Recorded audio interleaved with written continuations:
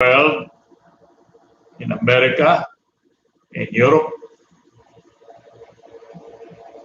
in Africa, and Asia. Thank you for your act of viewing my records for the last more or less 5 years. And so let me proceed. But before I go to the main topics, I would like to discuss certain things to clarify the impressions of people in my own country. There are bashers paid by Duterte and maybe Robredo. For I have been all the uniforms, the insignia of the uniforms of the Yusuf Liberation Front have this flag upside down. And they are saying that I have lost my mind for turning the flag upside down. Now let me tell you this. The 195 independent countries, the Philippines is the only country that reverses its flag in times of war. There are 185 independent countries and 60 dependent countries. And the Philippines is the only country that turns the flag upside down in times of war. And of course, I don't have to tell you that we are at war. Don't live in the illusion that we are not at war. We are at war. The foreign countries around us, predatory countries, have dismembered the Philippines. And the act of dismemberment is an act of war. Malaysia has turned Sabah into its own territory. That is our country, and that's an act of war. Sabah, as big as Mindanao. China has invaded the Spratly Islands within the exclusive economic zone of the Philippines. That is an act of war. Our islands are more valuable than our fingers. And if you cut our fingers, well, it's an attack against the person who owns the fingers. And if you tear our islands apart, you are actually at war with the Philippines. And we are at war with Malaysia. We are at war with China right now. And that's the reason why I have turned the flag upside down. This flag here. Now, magkaintindihan na tayo. Huwag niyo akong tawaging baliw dahil talaga ito ang defiance to preserve independence, to protect every inch of the Filipino territory. We are turning the flag upside down in protest against foreign intervention in Philippine affairs, foreign invasion of the Philippine territory. Nagkaintindihan na tayo dyan. That is why the flag is turned upside down. And then, meron silang comment on this sign here, the clever leaf. They say that I have been from Las Vegas gambling that. But no, this clever leaf is a sign of the cross, a living cross, a Christian living cross. We are not using the standard cross, the wooden cross, because that was used to kill Christ. It was an instrument of Satan to destroy Christ, to kill Christ. Why would you use a cross that was used to kill Christ, like this one?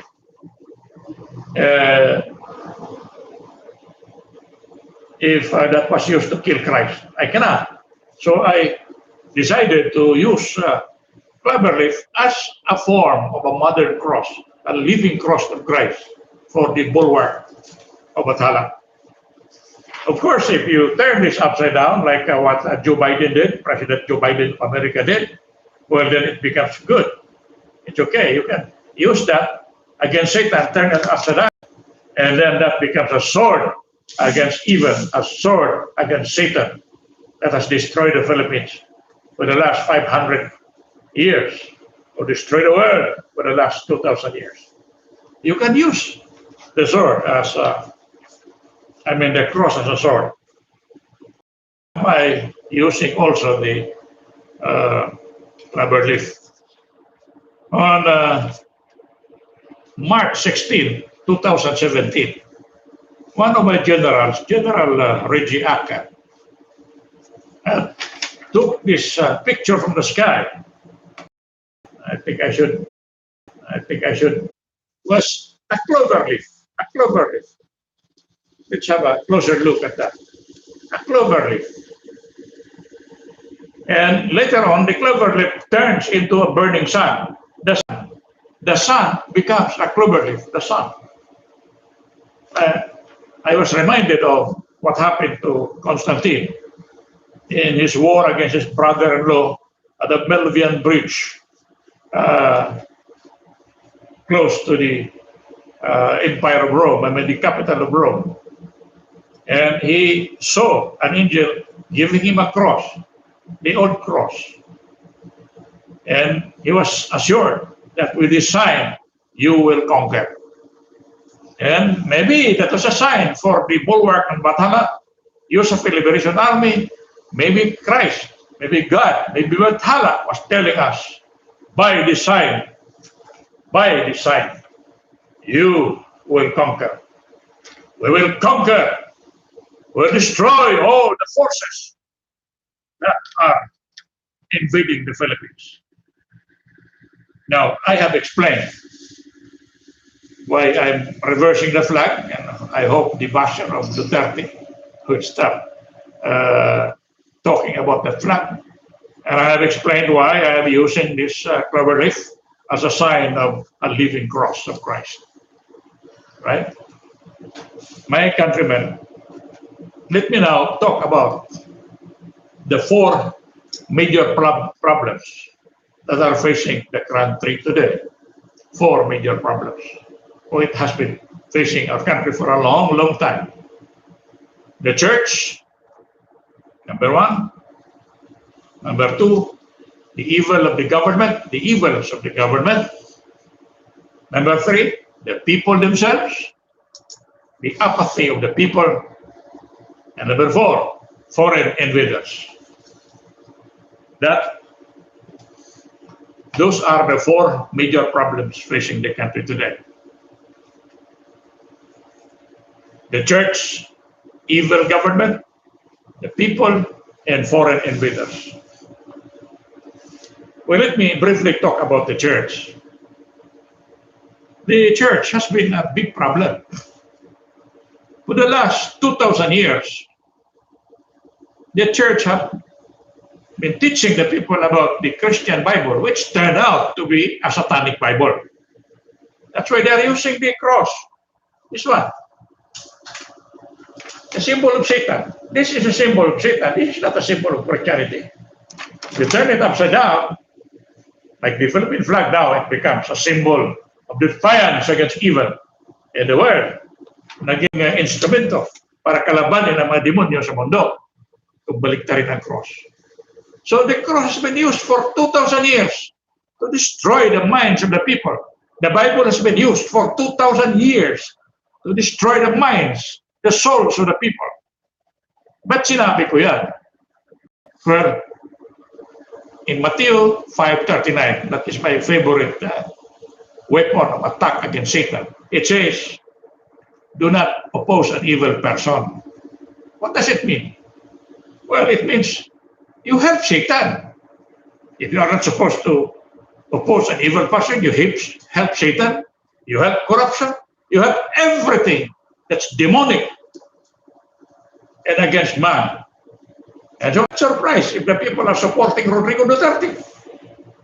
He said he is the new Satan. Well, of course, Matthew 5:39 says, support Duterte. It's the new Satan. That is according to Matthew 5:39. It's biblical. We can find support for what Duterte is doing in the Bible of the Christian, the satanic Bible. And Duterte said, I will kill, like Hitler, I will kill 3 million people. Of course, he was wrong. Hitler killed 6 million. But anyway, he would kill 6 million. Why? Oh, he is still following the footsteps of Jehovah, the God he called stupid. How many did Jehovah kill? 2,270,365. That is how much, or how many Jehovah murdered. And after that, when he was not yet contented murdering 2 million, he drowned everybody. Gilumsan niya tanan. Nilunod niya, everybody, nilunod niya. Patay lahat except the family of Noah. It's a killer God. And to a certain extent, Duterte is right in saying that Jehovah is a killer God, stupid God. I don't know why he wants to be a new Satan when Satan is, of course, afraid of God. But let us respect Duterte's statement, except what he's doing. Now, let me mention a few of the satanic provisions in the Bible that makes the church the number one enemy of the Filipino people. For instance, in Deuteronomy 28:53, Deuteronomy 28:53, eat your children. Huh? You eat your children. And that's there. Eat your children. Smash your children against the rock. Boil them and eat them. Eat them like food. And that has been hammered into the minds of the Filipinos. The last 333 or 500 years in the Philippines, and still counting. Also, it says,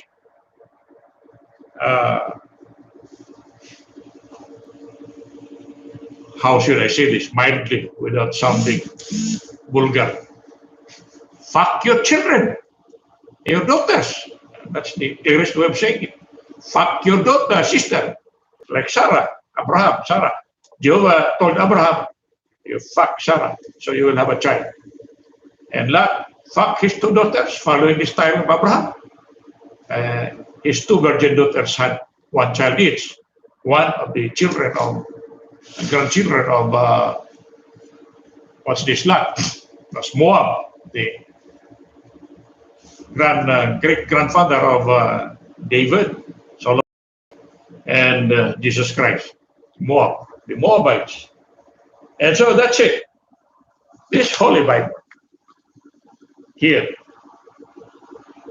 This is the book of Satan, hammered for 2,000 years into the minds of the people in America, into the minds of more or less 2 billion people, and to the Filipino people, and in the minds of the Filipino people. That is why, hindi mo masisi ang mga Filipino, ulo-ulo. Kasi tutulungan na ang evil person according to Matthew 5:39. Kakainin daw ang bata. Kakainin ng tae. Inumin ng dugo. Ang pagkain daw ni Kristo, tao. So, gagayahin mo si Kristo. Patayin ang anak mo, tulad ni Jepta, at i-offer mo sa akin. Patayin ang brother mo. Hindi kita parusahan, tulad ni Cain. In fact, nilagyan pa ng cross si Cain sa mukha para hindi siya parusahan ng mga ibang tao. Wala namang ibang tao noon, 3 lang sila. You rape a woman, andiyan sa Old Testament. Bayaran mo na yung tatay. Asawahin mo na yung na-rape mo. Kung yung babae, ayaw papayag yan. Ayaw kapagapin bilang asawa. Rapein mo. Sa Bible, sabi ng Bible, bayaran mo na yung tatay, asawa mo na yung baka. And so, yun ang nangyari sa Bible. bakit naging malaking hadlang sa kinabukasan ng mga Filipino. Why I am creating or establishing a new religion, bulwark of Bathala. A religion that does not believe in the evil teachings of the Old Testament. Yun ang reason bakit ginawa ko yan. Kasi we have to stop satanic practice in the Philippines. We have to stop the promoters, the purveyors of satanism in the Philippines, like Velarde, like Manalo, like Villanueva, like Kibuloy. These are people, we must stop these people from teaching the Filipinos, the naive, innocent Filipinos, it's all right to kill your children, to have sex with your daughters, to eat your tae, to drink blood, to drink urine, to do a lot of things na kabalbalan, to support satanism, to support evil, to support corruption, to support dictatorship. We have to stop. Kaya nga tahimik si Villanueva, si Manalo, si Velarde, si Kibuloy, tahimik. Kasi they are approving. They are in favor of what the Gug is doing. What Duterte is doing is in the Bible, can be justified by the old satanic Christian Bible. Yun ang explanation ko. Bakit kung pagbigyan akong pagkakataon, gusto ko Velarde, Eduardo Manalo, Kibuloy, sino pa yung iba, baguhin ninyo yan. Remove that provision that says support Satan, support evil. You remove that. Eat your children, you remove that. Drink blood, you remove that. You remove all the evil provisions of text in the Bible. Because if you don't do that, then I will have you declare the number one enemies of the Republic of the Philippines. And I will take steps to padlock all the churches to stop the practice of satanism in the Philippines, to protect the Filipino people, which you have already destroyed anyway. So, again, we have decided to establish a new religion, which instead of telling people that they will surely die, I am telling people, you have a chance to live forever, pursuant to Matthew 5:48 and John, I think 8:51, to live forever. Yun ang tinuturo natin, na may chance ng tao pwedeng mabuhay na walang hanggan. Mabuhay na walang hanggan. Tinitingnan ko ang oras ko dahil I don't want to exceed my time. It's not good to be talking too much. People will just leave you or close their cell phone. Let me talk about the next problem that we are facing. Well, of course, the evil of the government. The government is evil because the Bible tells the people in the government to support evil, right? So we have corrupt people all over the Philippines. The president is corrupt, are corrupt. The members of the lower house are corrupt.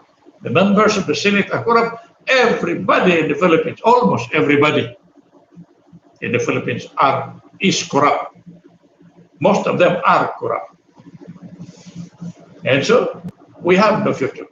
We have to change the table, or turn the table of destiny forward to the sunlit plane of righteousness.